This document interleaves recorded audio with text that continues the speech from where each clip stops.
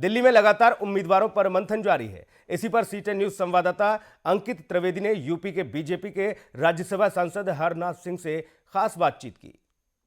उत्तर प्रदेश विधानसभा चुनाव से पहले भारतीय जनता पार्टी की लगातार मैराथन बैठकें चल रही हैं। आज उत्तर प्रदेश के मुख्यमंत्री योगी आदित्यनाथ दिल्ली बीजेपी मुख्यालय पहुंचे और भारतीय जनता पार्टी के राष्ट्रीय अध्यक्ष जगत प्रकाश नड्डा से बैठक कर रहे हैं। जो आने वाले विधानसभा का चुनाव है उसको लेके प्रत्याशियों के नाम पर मंथन जारी है। इसी मुद्दे पर बातचीत करने के लिए उत्तर प्रदेश से भारतीय जनता पार्टी के वरिष्ठ नेता और राज्यसभा सांसद हमारे साथ बातचीत करने के लिए हैं। सर, आपका सबसे पहले सीटेन न्यूज पर बहुत बहुत स्वागत है। बहुत बहुत धन्यवाद आपको। क्या कारण है, क्या चिंता है कि आपके जो 20 सिटिंग एमएलए हैं उनकी टिकट काट दी गई है? देखिए, भारतीय जनता पार्टी जमीन से जुड़ी हुई पार्टी है और सीधे सीधे मतदाताओं से जुड़ी हुई पार्टी है। तो मतदाताओं के मन के अंदर जिन जनप्रतिनिधियों के प्रति कोई नकारात्मक विचार था और ऐसा पार्टी को लगा कि ये चुनाव जीतने में इनके सामने कठिनाई आ सकती है, तो उन को बदला है। और ये एक सामान्य प्रक्रिया है, पहले भी ऐसे बदले जाते रहे। उसी प्रक्रिया के अंदर कुछ लोगों के टिकट चेंज किए गए, तो इसमें कोई विशेष बात नहीं है।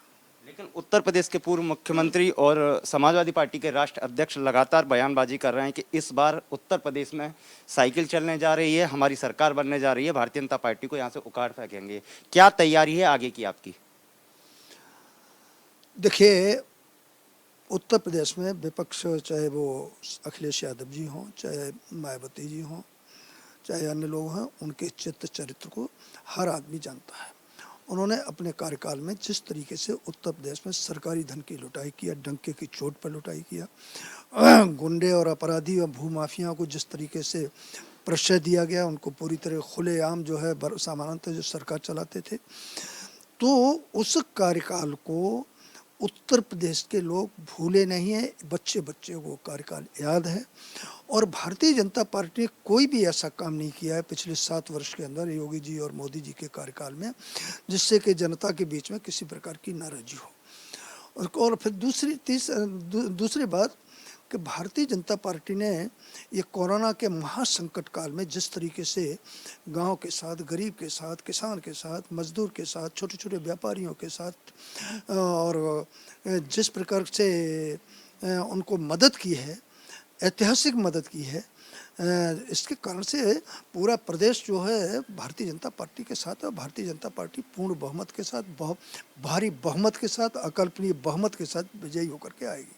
लेकिन एक सबसे महत्वपूर्ण और अहम सवाल, विधानसभा चुनाव से पहले अगर देखा जाए उत्तर प्रदेश की राजनीति में एक बड़ा भूचाल आया है। आपकी सरकार में मंत्री रहे स्वामी प्रसाद मौर्य, दारा सिंह, उन सभी लोगों ने भारतीय जनता पार्टी के सभी पदों से इस्तीफा देकर समाजवादी पार्टी या फिर साइकिल की सवारी कर ली है। क्या आगामी समय विधानसभा चुनाव में कहीं ना कहीं आपको जो वोट मतदाता है उनको लुभाने के लिए स्वामी प्रसाद मौर्य कोई ना कोई बड़ा रणनीति के तहत उसमें समाजवादी पार्टी का दामन थामा है, तो भारतीय जनता पार्टी को कितना नुकसान होने की संभावना है? ऐसा है, जो नेता लोग छोड़ के गए हैं वो केवल नेता लोग गए हैं, उनके साथ मतदाता बिल्कुल न गए हैं न जाएंगे। और दूसरे जो भूचाल आने की जो बात कही जा रही है, कोई भूचाल नहीं, केवल ये मीडिया के अंदर भूचाल है। बाकी कहीं पर भी उत्तर प्रदेश के जनता के बीच में तो कोई भूचाल नहीं। जनता तो कह रही है ठीक हुआ, अच्छा हुआ, और जो ये लोग चले गए। और फिर तीसरी बात कि स्वामी प्रसाद मौर्य के लिए जिन्ना राष्ट्रभक्त था, अखिलेश यादव को जिन्ना क्या नाम है राष्ट्रभक्त था। तो ये जिन्नावादी लोग जो है इकट्ठे हुए हैं, बाकी और कुछ नहीं। जनता जो है इनको अच्छी तरीके से सबक सिखाएगी और अधिकांश लोग आप देख लीजिए चुनाव परिणाम आएंगे तो इनकी जमानतें जब्त होंगी। सर, आखिरी 2 अहम सवाल। सबसे पहले, स्वामी प्रसाद मौर्य का बयान है कि भारतीय जनता पार्टी नाग है और आरएसएस नागिन है, मैं नेवला इसको बिल्कुल यूपी से खत्म कर दूंगा।